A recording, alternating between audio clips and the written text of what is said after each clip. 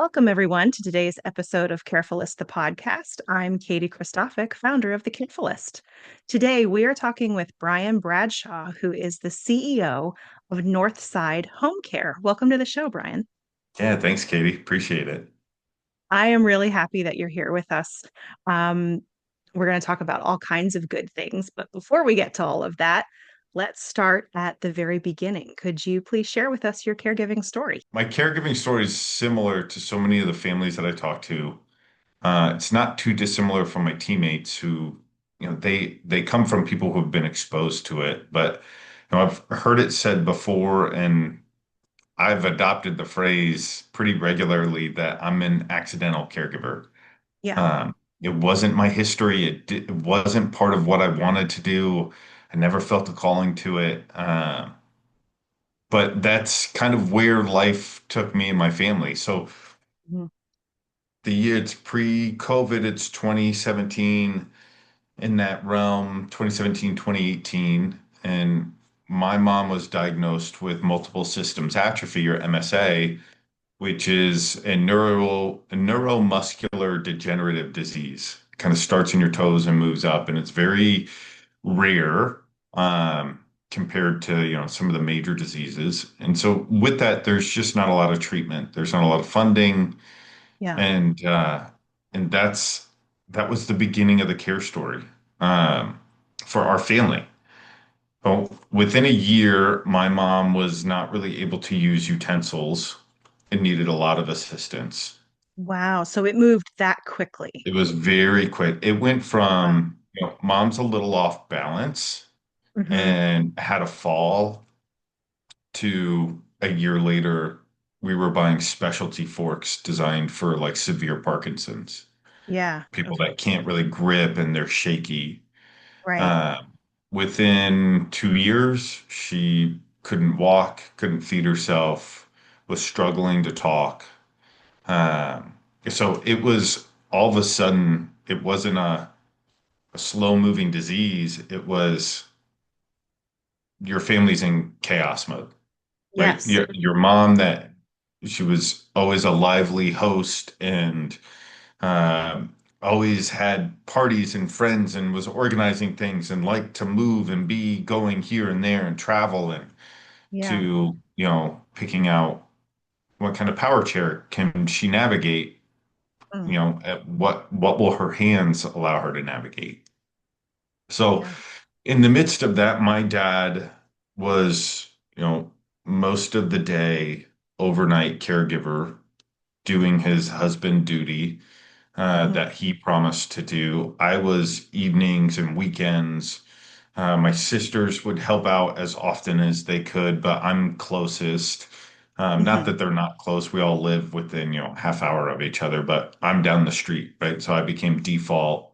Yeah. Mom's fallen. It's Right. 9:45 at night. Mom's out of her chair. I can't pick her up. Can you come help? Um, my a typical diagnosis for MSA is 3 to 4 years one Hmm. from diagnosis to passing. Mom made it almost six. She made it to October Wow. of 2023. Okay. Uh, in the midst of that, I remember sitting down with my dad, and it's the conversation that I'm privileged to have now with our families. But I remember sitting down with my dad and my wife going, something's got to be done. You're up all Yeah. night. You're not sleeping. Your health is deteriorating. Mom's not getting any better.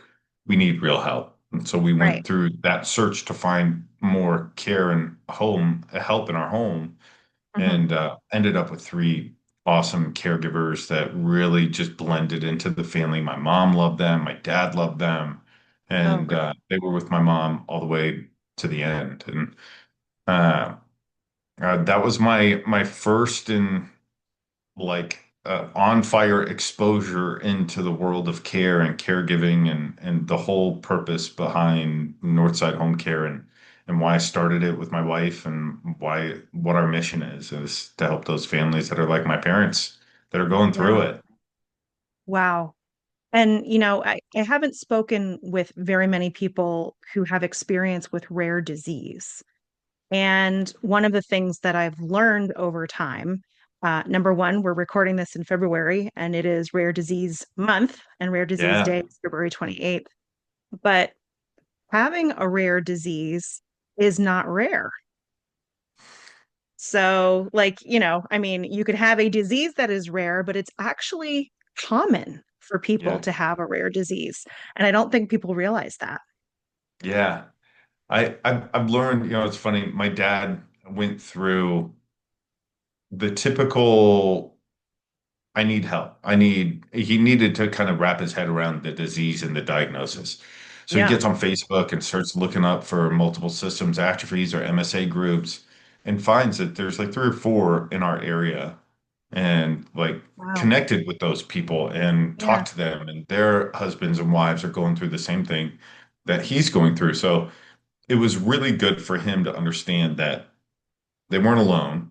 Mom Mhm. wasn't alone, that there are other people going through it. Uh, and really what I learned is that you're right. Yeah, I think I knew it intrinsically. Rare diseases aren't rare. Like Mhm. there's tons of people that get diagnosed with a quote unquote rare disease. Really what it means is that there's really no treatment or cure for it. Right. Nobody's working on it. Yep. Nobody's working There on it. aren't enough people to, I hate to say this, but warrant the research, right? Yeah. Yeah. And so we found out with like MSA, it's half Parkinson's, half MS. And it was like, okay, you have Parkinson's symptoms today. Here's Mhm. some Parkinson's meds. Here's some you have MS symptoms today. Here's some MS meds. And it Mhm. was like, all right, it's a grab bag of what was going to be going on that day and lots of changes and lots of doctors and lots of we don't knows. So Yeah. it's a really, really dark road. There was no street lamps. Right. Yeah. And that for us, my mom had Alzheimer's disease, was the really challenging, frustrating part of that journey was, if someone, and this is not to diminish anyone who has dealt with cancer or anything else, but there are diseases that follow a playbook and Mm, you kind of know what to expect and what the timelines are and what's going to change. And then you have diseases like MSA or like dementia in general yeah. that it's the grab bag. It's the worst Yeah. buffet you've ever been to kind of situation. Yeah, and you don't even know it until you're in it, right? They talk about Yeah, dementia, and then all of a sudden it's like, well, what kind? Do we have Lewy body? Do we have this? Do we have that? There's like an endless list of types of dementias out there. It's right. like, oh, okay, everybody's got their own version of it. So no, Yeah, there is no playbook. right. Yeah. And that added stress of not knowing what's coming down the pike, for me personally, was probably the hardest part of the entire experience because Yeah, I'm a planner. I like to know what's going to happen so that I can be ready and make the situation the best that it can be. And I think a lot of people who go into caregiving, even if that wasn't their plan, they become a caregiver. If you're taking on that role, that's what you want for your person. yeah, yeah, absolutely. Yeah, it's interesting when you start going down the path of trying to figure out what do we do as a family, and there's really very little help from the doctors and from the medical community. Not that they don't want to, it's Hmm. just there's not. Like they look at the playbook and it's Yeah. there, it's not, and if it's not there, they go, okay, well, we can kind of cobble something together. You have to rely on your family, your community, the Hmm. people around you to kind of rally and help walk through. And we were really, really blessed to have that. My parents had great neighbors, had good friends, good family. Yeah, like that's what you end up relying on. Yes, absolutely. And so I know you have three young kids. Yeah. Um, were any of them in the mix while you were going through the caregiving, or did they come after? No, good question. My oldest Jackson, he's 8 now, was born in 2017. Was fortunate enough to know my mom. Okay. Uh, he didn't get to know the best of her, but he knew her. He knew her Yep. well enough. He has memories. Yep. Zachary, our oldest, was born 2 months before my mom passed. Mm, So they got to meet, which was yeah. special for my mom and my dad and for me. But sadly, he'll never know my mom's Irish wit and fierceness and quips and her just wonderful cooking. I miss. Yeah. Oh, me too.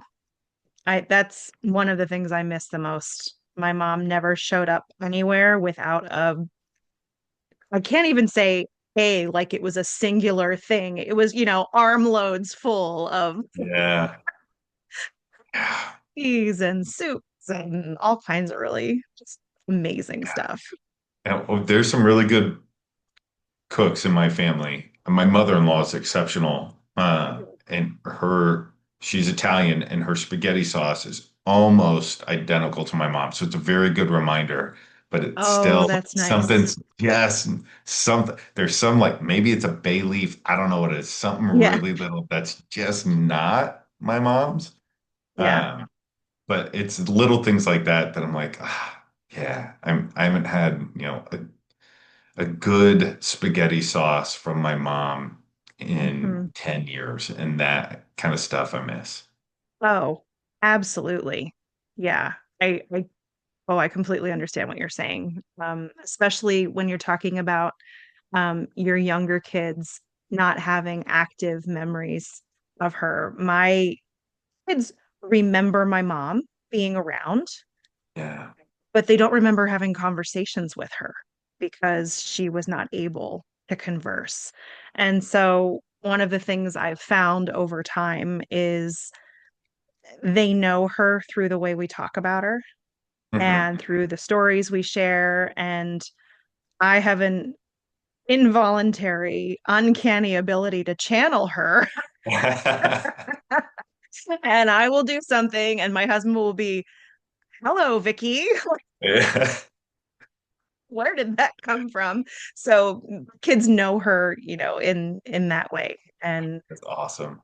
my hope is that your kids, through stories and things as they grow, they'll know Yeah. her. I know it's Yeah. not the same. Believe me, it's not the same. But Well, I find myself doing a lot of your Mimi would have loved this. Your yes. Mimi would have hated that. And there's a lot of that. Yep. Yeah, it's fun. It's fun. Yeah. It's fun to remember them in that way and to also see the kids start to make those connections because now my daughter loves to look at and shop for when she has the money, little trinket types of things to decorate the house or whatever. So we'll be out Yeah. somewhere and she'll pick something out and I don't even have to say anything. I just make a face and she's like, Gaga would have gotten this, right? I'm like, yeah, that's the one thing on that entire wall she would have picked out. Oh, that's so good. That's so funny. Yeah, especially when it comes to holidays. My Yeah. my wife being the oldest, very type A, really likes clean spaces, which Mhm. in our situation is impossible with a 4-month-old and a 2-year-old and an 8-year-old. Yeah. But like when I was growing up, my mom always did the window stickers and like the really big garland with trumpets on it down the banister and like the 3 foot tall nutcracker and would always have Yeah. like turkeys like pasted everywhere. And so it was all very, she was a teacher. Yep. She was a English teacher for most of her career in middle school and high school. So I she's would got have that kind guessed of that like without you even telling me. Like I could sense it. That's so cool. yeah. So she's got that like I gotta decorate, right? The room Yeah. has to be Right. decorated. And so it's really funny when I start choosing decorations, right, to put Hmm. up, and my wife is like, "You're tacky, just like your mom." I'm like, and I love it, and our kids are gonna love it too. And she's Yeah. like, I know, but we've got the deal that like all right, Christmas is over. It's like January 1st. It's all coming down. The house is going to be clean for the new year. It's like, all right, Yeah. that's a decent compromise. You let me put up all the tacky stuff in the Right. house and we'll take it down quickly. Yeah. And I have to say, all that kind of stuff, my parents had beautiful furniture. They had lots of really great stuff. The stuff I wanted was that stuff. That's the Yeah. stuff we have at our house. Yeah, the knickknacks, oh gosh. We had my mom did the typical 70s, 80s ceramic classes. And so Yep. we've got pumpkins and Christmas trees and nativity centers and like all of Yeah. that kind of stuff, all from the 70s mom. And we fought over it as kids. Like one of my Yeah. sisters has the Christmas tree, the other has the pumpkin. I got the Yep. nativity. It's like, yeah, that was the stuff we wanted. Yeah, absolutely. Because that's the stuff where you can really see the person you loved and you still love, and you have all of those memories, and that warmth is tied to those things. Yeah. It's maybe it's a chair for some people, but for me, it was that kind of stuff. Yeah. Yeah. Well, I think maybe we've stumbled on the next piece of the conversation I wanted to have, which is, in the caregiving journey and the caregiving space, it can be really hard to find joy or to find humor, especially when you're caring for someone that they're not going to get better.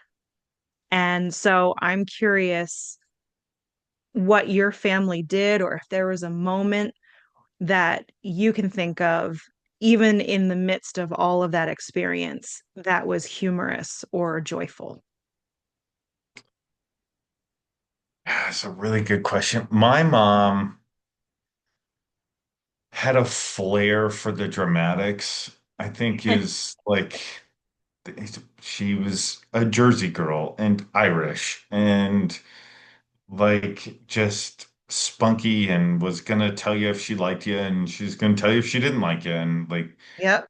uh I live but in she Delaware. I'm very familiar with the Jersey yeah, East Coasters. style. And you people, I'm in Indiana. Like it's we got to say goodbye for a half hour and like, oh, excuse me, and you're on the other side of the room, but I'm walking kind of in your eyesight of the TV. Like it's different. We're very concerned with other people's feelings and perceptions. It's so, but my mom was not always like that. Yep. She was a normal person. She wasn't rude, but she wasn't shy. East Coast abrupt is the way I Yeah. like to phrase it. My mom and I have a very similar sense of humor. Mm, And one of the things that really was nice, we didn't always have a great relationship. A lot of it was very contentious because we're very similar. And yep. uh, but towards the end, when she lost the ability to really enunciate her words, all the muscles in her facial structure really kind of started slackening and atrophying. So she really couldn't Mm, enunciate words, but I could understand. Like she could point at something and I knew what she was thinking yep. and I could verbalize that. So we grew really, really close there towards Hmm. the end when I was able to do that. I don't know if it's like one moment that was like really funny, but like, I can hear her laugh That's the best. because we spent so much close time together and I'm Yeah. very sarcastic and she was always very sarcastic and very quick-witted and very quick to like tongue-in-cheek stuff and so like Hmm. we just had that relation so I can hear her laugh. Yeah. She also just loved Jackson Hmm. and like his like many 3, 4 year olds, 5 year olds, they just say the craziest stuff, right? There's a whole show Yeah. based on that. Like that's so I can hear her laugh in those moments when he would do something or say something weird or funny, or I would say like something sarcastic and it would just tickle her the right way. Yeah. And she would just let that laugh go. That's what I can remember. And that always brought a lot of joy to the room, to my Hmm. dad, to hear her laugh because there weren't a lot of things to laugh about after they Yes. diagnosed it. There was Right. just a lot of pain. And Yep. so it was the combination of all the little moments of joy of, okay, I can go over with Jackson on Saturday mornings to go and let dad get out of the house, and I Hmm. can spend most of Saturday there with her, and we can watch Mickey Mouse Clubhouse and play on the trains, and she could teach him alphabet songs. And I've got lots of little videos of all of that stuff. That's great. Uh, Side note, like take more pictures, take more videos, make them longer. Yes. Get out of the social media realm of the video has to be 30 seconds or less. Like take Yep. the 20-minute home video on your phone and like Yep. save it to your computer. Like take the extra steps. I don't have enough photos of my I mom. don't either. I don't. Yep. There's not enough. There's not enough videos. There's not enough for me to go back to my kids and go, "Hey, this is your grandma. This is your Mimi, and like this was a really good. Like I love watching this video. It's like, all right, 60 seconds of her singing the alphabet, which I love, I cherish, Mhm. but it's not long enough. Yeah. Yeah. I know exactly what you're saying. My mom was very much um an in the background kind of person. And so she was making all of the things happen, but she was not front and center. So we have video, but you can hear her somewhere in the background. You don't see her. She's not there. Like I can picture what she was doing because I watched her my whole life. My kids don't have that frame of reference. Yeah, And so that is a really, really good piece of advice. Thank you for sharing that. I've done almost 50 of these and nobody's said that. And I can't believe it hasn't come up. So thank yeah, you. yeah. It, one of the I don't have a lot of regrets. I have a lot of things that like I'm embarrassed by, but like true regrets, there's not a lot of them. And Yeah. when I see a picture of my mom and see those things, I'm like, it's not enough.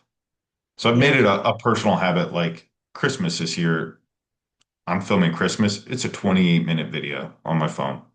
Yeah. Like unheard of. But in 28 minutes, what'd you film for 28 minutes? I filmed everything. And at some point, I'm going to sit down with my kids and make them watch it. Hmm. And they're going to see the whole thing, all of that. Because I remember that as a kid, dad Yeah. with the big camcorder and he sets it up on the tripod. You film the whole thing Yeah. and rewatching those. And I do worry that my kids aren't going to see enough of that. And I want Mhm. there to be evidence that we were a good family and had fun and Yeah. Christmas was Right. awesome and it's not just the 10-second video. Yeah. So yeah. Yeah. Oh, thank you for sharing that. That Yeah. was beyond what I expected from an answer, and I really Yeah. appreciate it. Yeah. Um, so I want to talk about what you're doing now, but before we get to that, I keep teasing it. Um, I want to talk about this community of people that you had around you, your neighbors, your friends, your family. A lot of times people aren't sure what to do or how to help when they know a family is going through an illness or a recovery or whatever. Yeah. What is the best thing somebody did for you as a family or for your parents? Something your dad said, wow, so and so stopped by and did XYZ. And I am really grateful that they did that. That was really helpful. Yeah.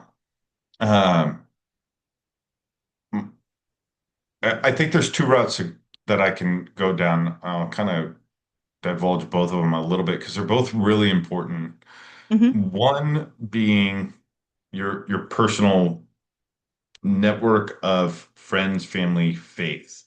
In that, Hmm. for my parents, it was their neighbors, Hmm. and that expanded into their faith group. I think the other path is, and I'm going to say them both so I don't forget it.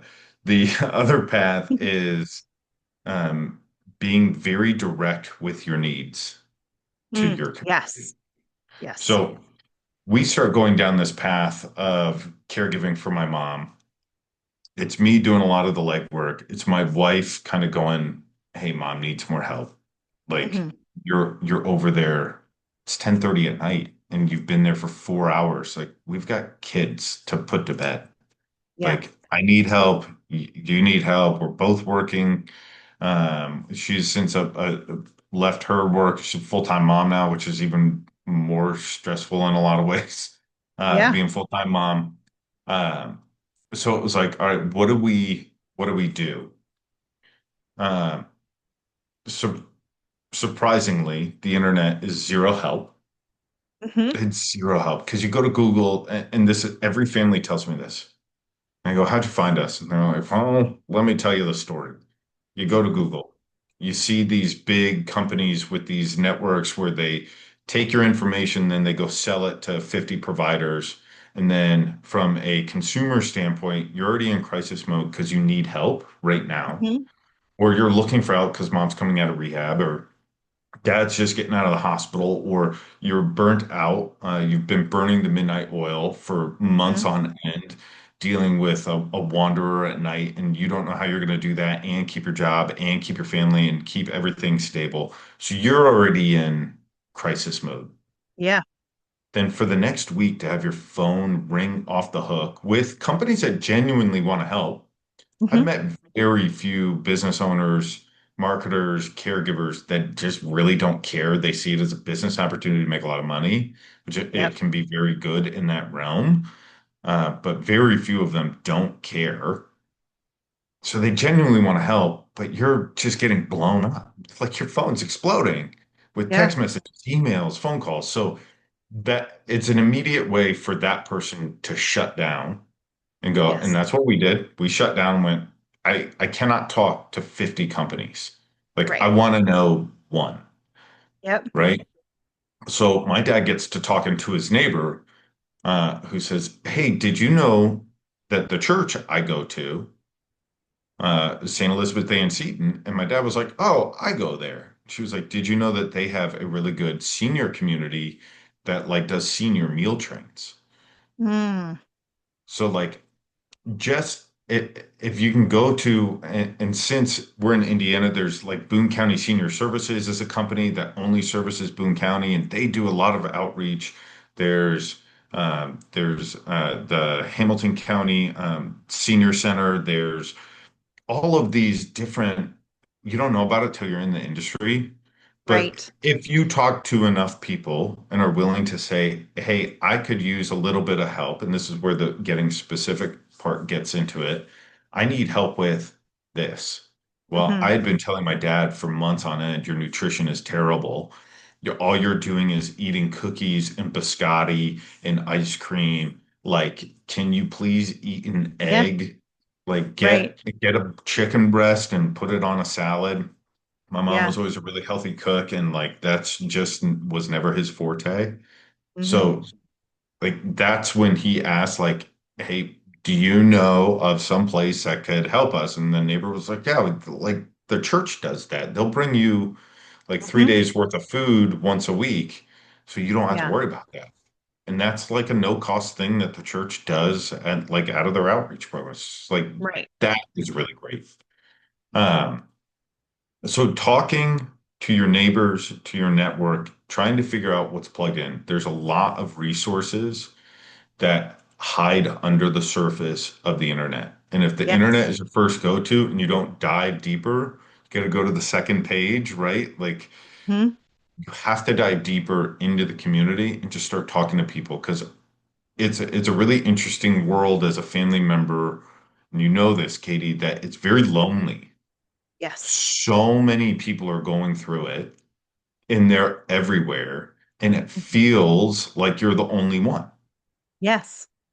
So you have to take the first step to get out of your own shoes and go talk to somebody and say, do you know anybody that could do this? Hmm. And people just want to help. And that's You do. rung true for me. The Yeah. other side of that is really being specific in this. And the a really good example that I have is my dad's sister had passed away when my mom was sick. And this is when she was really bad. Yeah. My dad's one of eight, and this is the first sibling to pass. Yeah. Uh, so like he's gonna go to the funeral, right? It's the right Hmm. thing to do. So what do we do with mom? Well, 24-hour care. I'm own a home care company. We're private pay. 24-hour care is really expensive. Now it's doable for a week, maybe two, Hmm. but now you're starting to talk about very expensive uh, uh, uh, uh, care when you're Hmm. going long term with it. So, what do you do? Well, we had already been working with a home health company, and they were like, "Hey, you can go to these places and find like respite care, respite stay." Hmm. So we go to a place that I'm now very close with and partnering. Like we work together really well, and it's because my mom stayed there. Hmm. But like truth be told, it was a really rough stay the first time we did respite there. Mm. The problem with facilities and communities is that they're chronically understaffed. I Yes. experience the same problem as a home care owner. Understaffing is a real problem, and it's a nationwide shortage of caregivers. It's hard work. It's medium to low pay depending on where you're at. It's like can be rather thankless. That first stay was really riddled by a lot of alone time, Hmm. by her not getting fed. Like there's certain things that that facility couldn't do. They didn't have the time to sit down and feed her. Yeah. That everybody was aware she couldn't feed herself, but they didn't have the time to sit down and do that. Hmm. Uh, they she was able to not bear weight, but could pivot well enough that like you didn't have to pick her up. She could pivot on her feet to get her into a chair, to get her onto a commode or to the bathroom. Hmm. So she wasn't fully incontinent because she could tell you, hey, I have to go to the bathroom. Yeah. They didn't have time to do that either, right? So it's adult depends. And Yeah. so I remember going in to visit one day. They can't put a guardrail on the side of the bed. Legally, at least in the state of Indiana, the Department of Health cannot have an enclosed bed. So they can put towels, at least in nursing homes, they can put towels under the sheets to prevent somebody from rolling off, but they can't have the side come up. Oh my gosh. Well, in the later stages of MSA, my mom started dealing with some dementia Hmm. issues, Yeah. forgetting who she was, forgetting where she was, forgetting that she couldn't walk, but she wasn't totally paralyzed. She could move things. And so she had Yeah. found a way. I remember walking in, she had found a way to kind of wiggle her way and was feet on the floor, torso on the corner of the bed. She had nothing but her depends on. And I was like, what is happening here? So Right. my mom was little, she's 5 foot, 100 pounds. I pick her up, put her back on the bed, get her all covered up. I have the conversation with the facility, and this is when I find out, hey, we've got two nurses on this wing. We've got two CNAs on this wing, and there's 40 people here. Like, we can't be in your mom's room 24 hours a day. It's like, great, I have to be. That's fine. I'll make Yeah. that sacrifice. That's the caregiving sacrifice that caregivers sacrifice their time, their energy to make sure that Hmm. somebody else can receive that time and energy. And uh, this is where, long story to get to being prescriptive, the second time we did respite, we kind of knew what to expect. Hmm. My oldest sister had reached out to everybody my mom knew. She was a Yeah. staple in our community for 40 years, knew a ton of people, and went, hey, mom's going to stay for a week in this facility, same facility. We trusted Hmm. them, right? Yeah. Had some rough goes, and mom really wasn't a priority that first time, but we kind of worked it all out and knew what to expect. Because Yeah. this is typical of any client I see that goes into a home. They're like, I'm alone all the Yeah. time. And if they're high acuity like my mom was, that's really dangerous. Hmm. We had a sign up sheet from Monday through Friday from 7 a.m. to 7 p.m. of people that would come and sit with her. There were Yeah. time slots. Almost all of them were filled. The things that old friends and old family members and neighbors and coworkers and all the people that knew my mom, Hmm. when they couldn't be there, it was me or one of my sisters or like a family member, my wife. And I Yeah. remember taking Jackson there. our oldest, and like he's like, okay, we're going to see Mimi. And now whenever we drive by that place, it's like, oh, that's where Mimi stayed, right? And like it Yeah. became that event. So that we knew what to do, and we reached out to people and we're very prescriptive. We need somebody from 12 to 1 on Tuesday to be here. You don't have to bring Yep. food. You don't have to just be there and be with my mom. Right. Talk to her, spend a little bit of time. Also, here's what you can expect. She can't really talk back. She's going to try, but you're not going to understand it. That's okay. Mhm. She knows that. There's going to be moments of lucidity and moments of like kind of what's happening here. Yeah. So we prepped everybody, and we were very prescriptive as a family to say, this is what we need. Can you do that for us? And people want to help. Everybody wants to help. That's like one of the beautiful things about the community that you're in, right? Your community does want to help. You just got to know Yes. how to tell them how to help and when to help and how to be prescriptive about it and kind of understand the game that we're all going to end up playing as the dementia crisis, Alzheimer's crisis, like the silver tsunami really comes in and overwhelms the system. Yep. It's going to become more of a grassroots. Your family and your friends and your neighbors, we're all going to have to look out for one another. Yes. Absolutely. And I think, you touched on the importance of community and your mom was a teacher, so you kind of naturally have more folks in the community because of the nature of what she did. But it is really important to have that network of support because you never know when you're going to get a diagnosis. And so you can't say, well, I'll have my network set for when I'm 65 and when I retire. And, hopefully you don't need it. Hopefully you're much older if and when you do. Yeah. Um, but I mean, my mom was in her early 60s Yeah. when our journey started. So unfortunately, you don't know when you're going to need it. And having it established is certainly your first step. And as you said, being very specific about what you need. One of the frustrations I hear from caregivers a lot is people will say, "Hey, let me know what you need." And then they walk away and they don't offer something specific. So there is this, how do I want to say this? People want to help, people need help, but there is a huge communication gap. Yeah. And so maybe as the person offering, you can offer two or three things you're available to do. And that might pique something in the person who needs help to go, oh, yes, you know what? I do need prescriptions picked up. Um, but at the same time, you can't expect help if you're not going to tell people what you need. It's a It's a great point. double-edged sword. It really is. I mean, it's the same. Your example is the same thing as, hey, how's it going? I don't really care about how it's going for the guy in the elevator, right? But he walked in, we made eye contact. It was, all right, how's it going? Yeah, fine. You? Yeah, it's great. We're both dealing with stuff that's not fine and good and great. But all right, we don't want to unburden on the other people. I know somebody who makes it a point not to ask like, how's it going? But like, Mhm. what's the best part of your day so far? And he'll ask that to a complete stranger in that greeting to start the Yeah, conversation.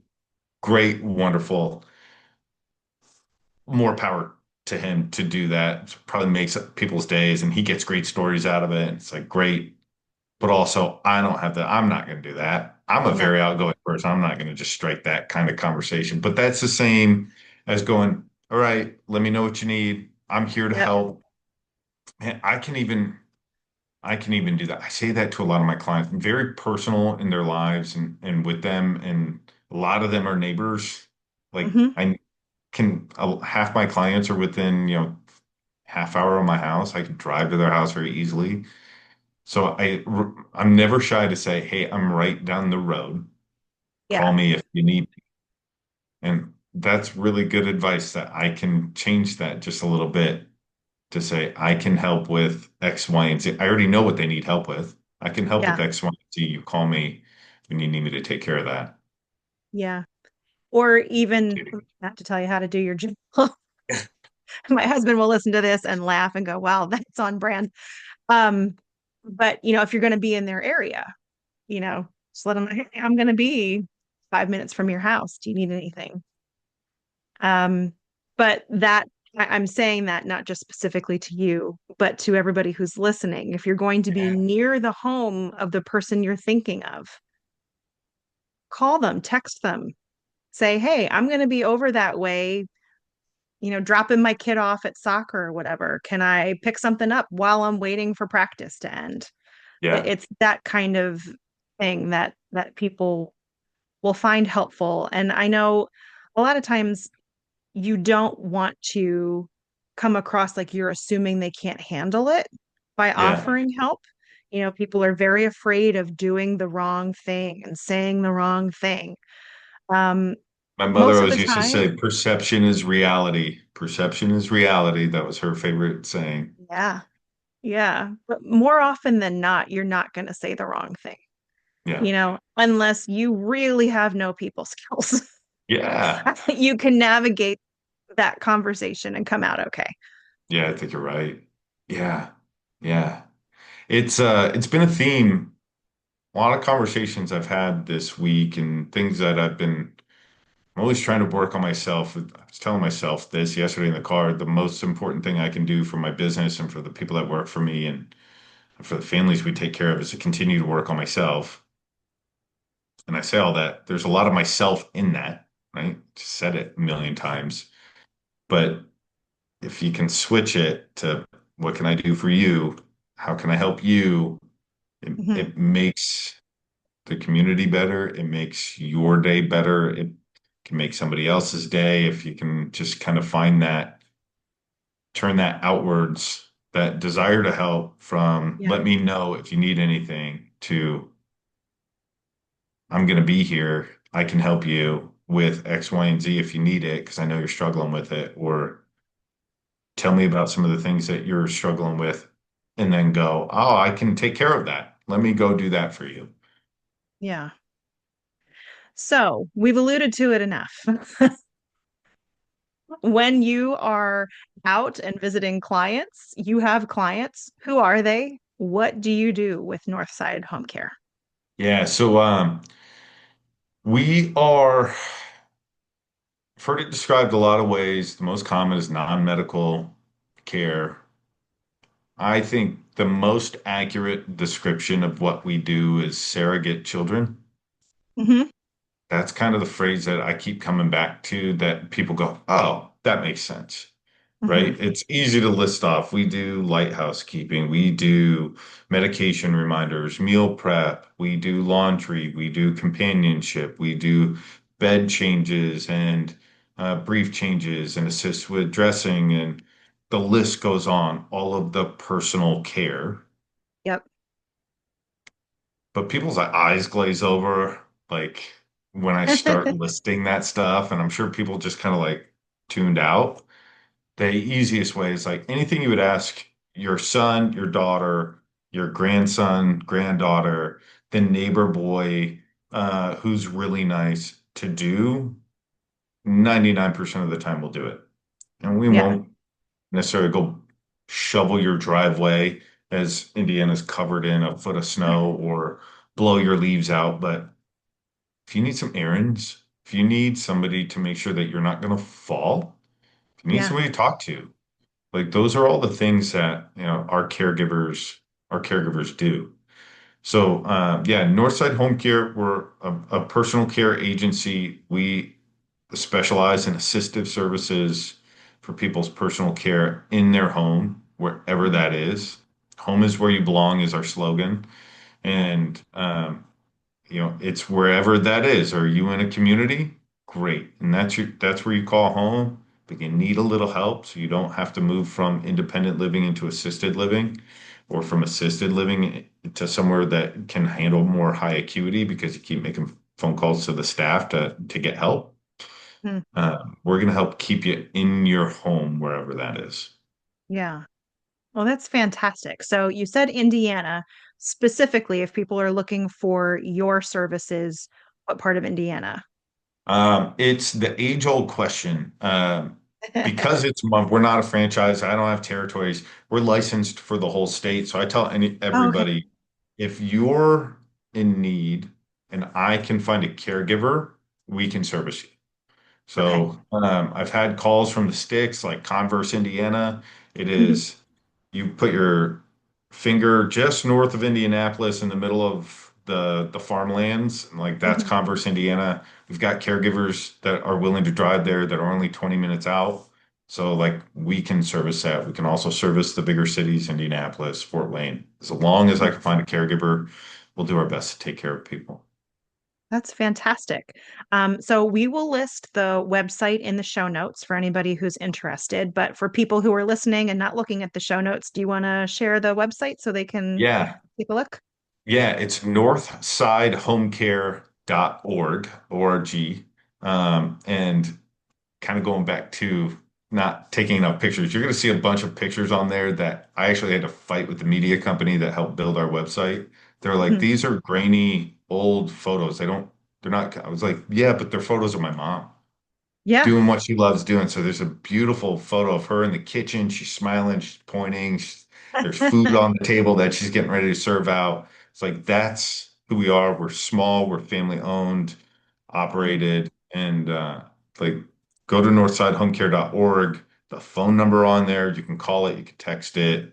Um, Chances are you'll get me and I'll text back or I'll call back after you talk to our reception team and um, yeah, the whole thing is centered around getting people care that they deserve where they need it.